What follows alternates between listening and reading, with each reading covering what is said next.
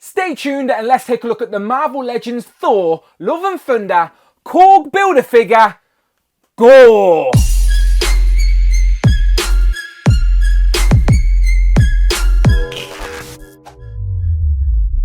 Pow and welcome back to the channel, Dan Who Reviews. As always, my name is Dan W. Make sure you are following me on Instagram at It's Dan Who. I remember you can now hit that join button and become a channel member as well. Either show some love or join the members club. Much appreciated. Today we are taking a look at the Marvel Legends Thor, Love and Thunder, Korg Build-A-Figure, Gorr. So all we know about this guy is he is the villain in the new movie. Now, obviously, there is a Gorr, the God Butcher, in the comics, but this is the first time we are seeing him in live action, and it is also Christian Bale's debut in the MCU. And I must admit, you can see Christian Bale in that face, but we will zoom in and take a look. Other than that, the guy is in an all-white sort of ghostly robe. That's why I've switched to the black background for this particular review. In the box, he comes with his sword and then a Build-A-Figure piece for Korg, the actual last piece I need before we build him. So there he is in the packaging, there he is again on the side. On the back of the box we get a picture of Gorr. We get a write-up that reads, "Wielding a strange and terrifying weapon, Gorr will let nothing stand in his way." And then as always we get a list of all the figures in this wave you need to build the Korg Build-A-Figure. Today we're reviewing Gorr. So always happy when we get new characters in figure form to add to our MCU shelves. Definitely looking forward to seeing him in the movie. We've only seen a few glimpses in the trailer, but we've got the figure.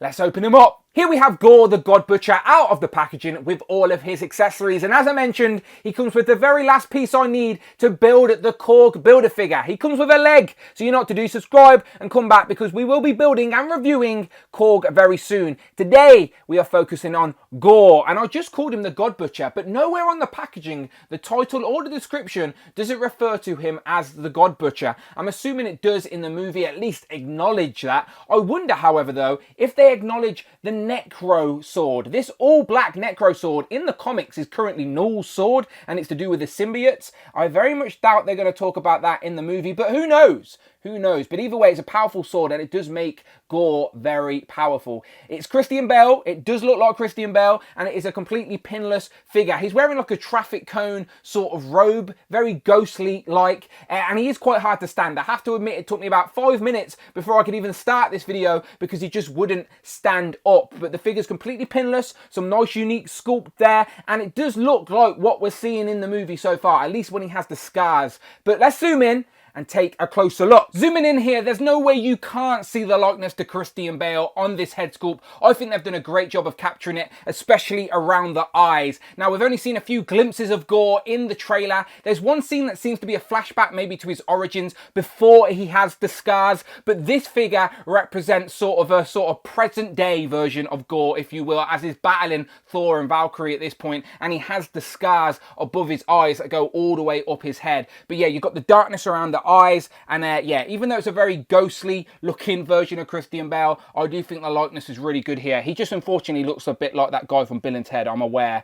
But yeah, especially if I turn it here, you can see these scars are sculpted, and there's like a slight deco hit, like a dirtiness to them as well to bring them out. On the side of the head, you've got that sort of black veins, if you will, as well. And then all the way around, the scars are literally on the top of the head, all the way down to the neck as well. And again, that little dirtiness to it. Hopefully it's focusing and you can actually see. But yeah, some nice sculpted details for all those scars. Those scars are not just painted on. The head's on a dumbbell as well, of course, so you get him looking up pretty good. You get him looking down pretty good. And you get lots of tilt on the head as well. So I like that a lot. This piece here, if I zoom out, you can see it's like a robe piece. It's sort of his hood. There are scenes in the movie where he's got his hood up. No hood option here, just a sculpted sort of downward hood. But this can come off entirely, and then we can show you what he's actually wearing. He's wearing like a tank top sort of robe, like a basketball texture here. But I really like, this is a completely pinless Marvel Legends here. So here on the arms, pinless, double jointed elbows, really nicely done. And those scars continue on the sort of shoulder, down onto the arm, all the way up to the hands. And again, there's that dirtiness. And these scars are sculpted on both sides as well here. Double jointed elbows, again, really nicely done.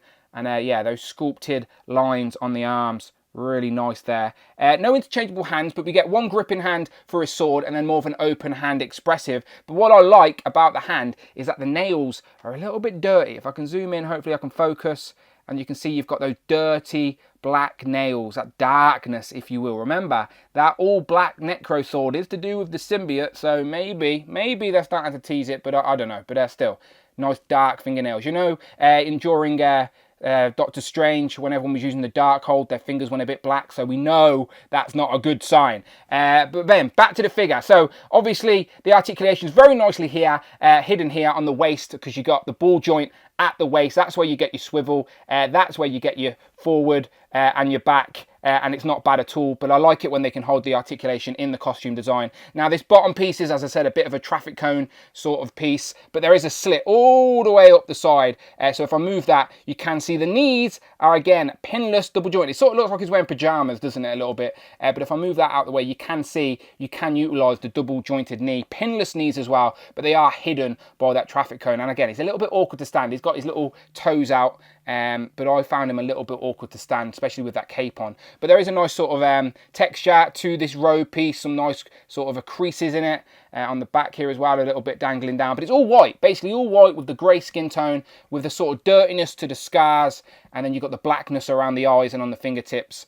But yeah, very nice looking Gorr. Definitely accurate to scenes that we've seen in the trailer so far. The cape's sort of an off-white as well, sort of a creamish colour, so it's a contrast to the robe. But yeah, very evil looking. People are saying this could be potentially one of the best MCU villains, because Christian Bale, he can get a bit dark. So I'm looking forward to seeing him in live action. But we've already got the figure, and the figure looks very nice. His only accessory is the sword. Now, there is no reference on the box that calls this the Necro Sword. Maybe in the MCU they change it up a little bit and it's not the Necro Sword, but even still, it's an all black sword, a new sculpt here. There's a little bit of brown on the hilt, and then it's nicely textured on the blade as well. So I'm zooming in here, you can see the brownness on the hilt. There's like a ball there, and then there, some nice detail, but it's all about the sort of dodgy, gritty black blade.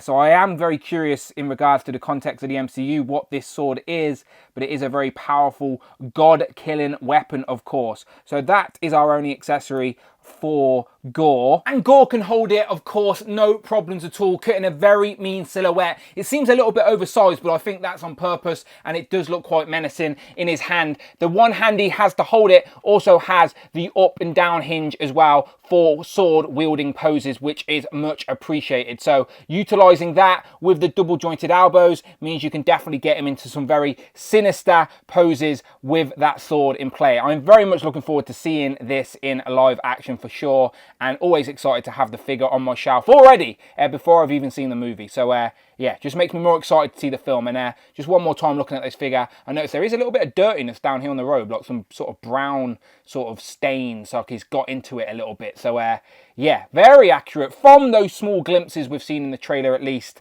But yeah, this is a great figure. Mentioning that dirtiness, again, on the back of the cape, you can see it's like dirty, and then it's like really tatty at the bottom, which I like. So little detail, but it's the same on this robe here.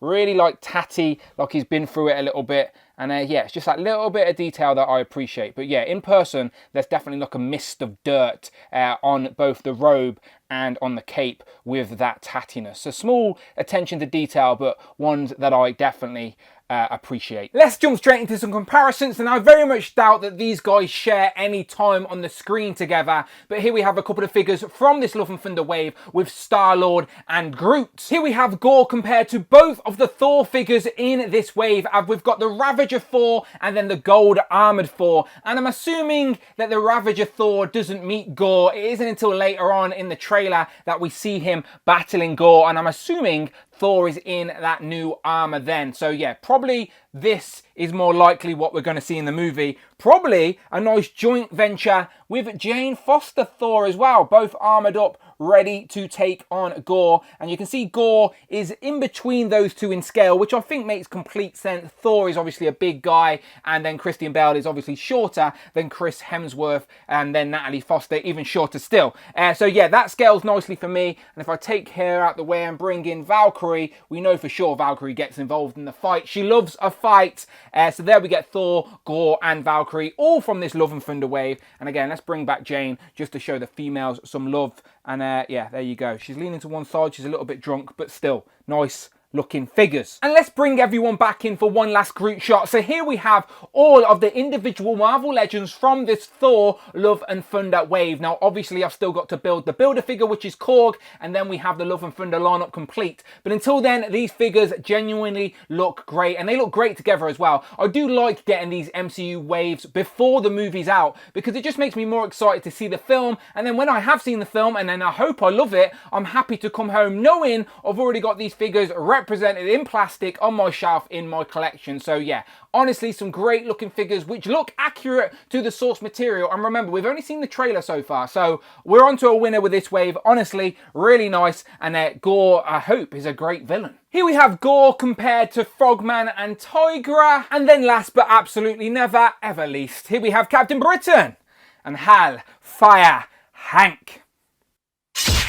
So, final thoughts on this Marvel Legends Thor Love and Thunder Gorr, aka Gorr the God Butcher, or at least I hope they refer to him as that in the film. I'm assuming they do. Of course they do. He slays gods with that massive sword. I wonder if the sword is the Necro Sword. We will find out. All those answers will be revealed at the start of July when the movie comes out. But one thing for sure is we're going to enjoy the movie, come home, look at our shelves and already have these characters represented in plastic, which is always fun. Honestly, a great wave so far with some very accurate representation of these characters, especially Gorr, as we've only seen glimpses of him in the trailer, but that scarred up version of Gorr in plastic looks great, and you cannot deny that the likeness to Christian Bale, even though he does look very ghostly with all the white, it does look spot on, especially in the eyes. And the trailer has got the glowing eyes. We haven't got that in figure form, but I'm sure there's a reason for it. But you let me know what you think in the comments below. Of course, the MCU did take some liberties with the character design of Gorr the God Butcher for the MCU. Would you have preferred them to do it a little bit more comic accurate? Always curious to hear those thoughts. Let me know. But if you want to see more reviews and you're in the right place, check out the videos tab,